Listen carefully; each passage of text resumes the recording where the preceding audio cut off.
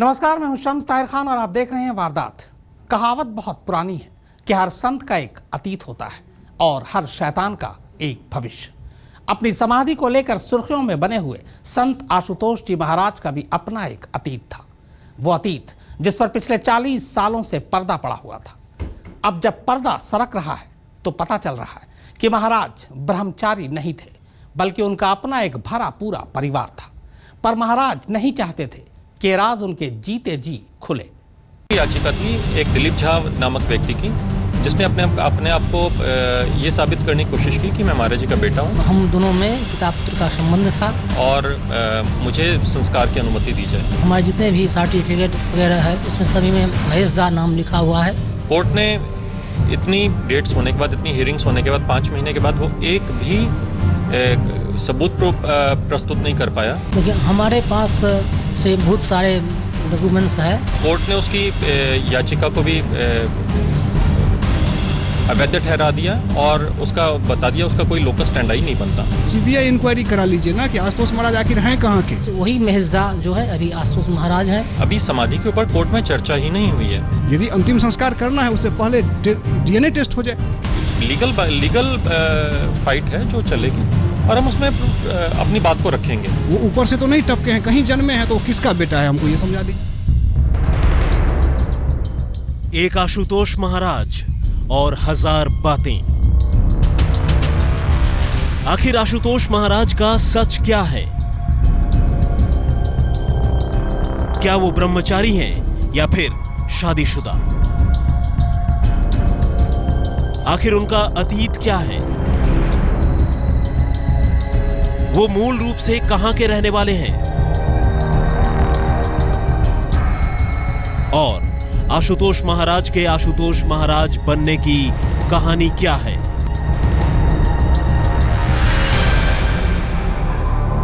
जब से Punjab and Haryana high court ने संत आशुतोष महाराज की लाश के अंतिम संस्कार का हुक्म दिया है, ये सवाल अपने आप खड़े हो गए हैं। वजह ये कि खुद आशुतोष महाराज के भक्तों ने ही उनकी मौत पर सवालिया निशान लगा रखा है। भक्त उन्हें मरा हुआ मानते ही नहीं, बल्कि उनका कहना है कि महाराज गहरी समाधि में हैं और इसी वजह से जालंधर के एक आश्रम में उनका जिस्म पिछले 10 महीने से भी ज्यादा वक्त से फ्रीजर में रखा है। लेकिन मौत के इस दावे और प्रतिदावे के बीच एक शख्स ऐसा भी है जो लगातार खुद को आशुतोष महाराज का बेटा बताकर उनकी लाश पर दावा कर रहा है ताकि वो अपने हाथों से उनका अंतिम संस्कार कर सके। मगर सवाल यह है कि आखिर इस शख्स के दावे का आधार क्या है? तो जवाब आप खुद ही सुन लीजिए। मैं उनका लड़का हूँ, ऐसा कोर्ट में नहीं कहीं जिक्र नहीं है और मैंने इसी के लिए कोर्ट में फाइल किया था, केस किया था। जो आशुतोष महाराज जो हैं वो मेरे पिताजी हैं और मैं डीएनए टेस्ट तक भी कराने के लिए तैयार हूँ। अभी से नहीं, 1 साल से भी, जब से वो हुआ तब से ही तैयार हूँ और बहुत सारे प्रूफ हमने दिया है, कोर्ट में दिया है और मीडिया के सामने भी दिया है, पूरे देश में भी दिया है। दरअसल ये हैं बिहार के मधुबनी जिले के रहने वाले दिलीप कुमार झा। और दिलीप की माने तो उनके पास आशुतोष महाराज के उनके पिता होने के एक नहीं बल्कि 10 सबूत मौजूद हैं। और तो और वो इस सच को सच साबित करने के लिए अपना डीएनए टेस्ट तक करवाने को राजी हैं। दिलीप की माने तो आशुतोष महाराज का असली नाम महेश कुमार झा है और महाराज को वो अकेला नहीं बल्कि उसके घर और गांव के तमाम लोग अच्छी तरह पहचानते हैं। लेकिन मुश्किल ये है कि पंजाब एंड हरियाणा हाईकोर्ट इससे पहले एक बार दिलीप कुमार झा के डीएनए टेस्ट के दावे को ठुकरा चुका है। लेकिन अब वो अपने पिता के अंतिम संस्कार का हक हासिल करने के लिए दोबारा हाईकोर्ट के डबल बेंच या फिर सुप्रीम कोर्ट में जाने की तैयारी कर रहे हैं। हमने अगले बेंच पर या सुप्रीम कोर्ट में फिर याचिका दायर करेंगे। जब तक हम सांस रहेगा तब तक हम लड़ते रहेंगे। दिलीप की माने तो उसके पैदा होने के करीब महीने भर बाद यानी साल 1972 में ही उसके पिता महेश कुमार झा ने अपना घर छोड़ दिया था। इसके बाद वे सालों साल अपने परिवार से कटे हुए रहे।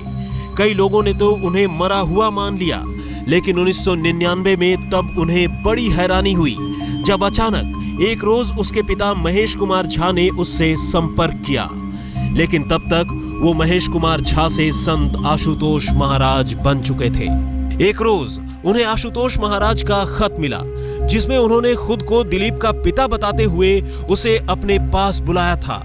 इस खत में आशुतोष महाराज ने कुछ टेलीफोन नंबर भी दिए थे, जिन पर पहले तो उनसे बात हुई और फिर दिल्ली में उसके साथ साथ उसके घर के तमाम लोगों ने आशुतोष महाराज से मुलाकात की।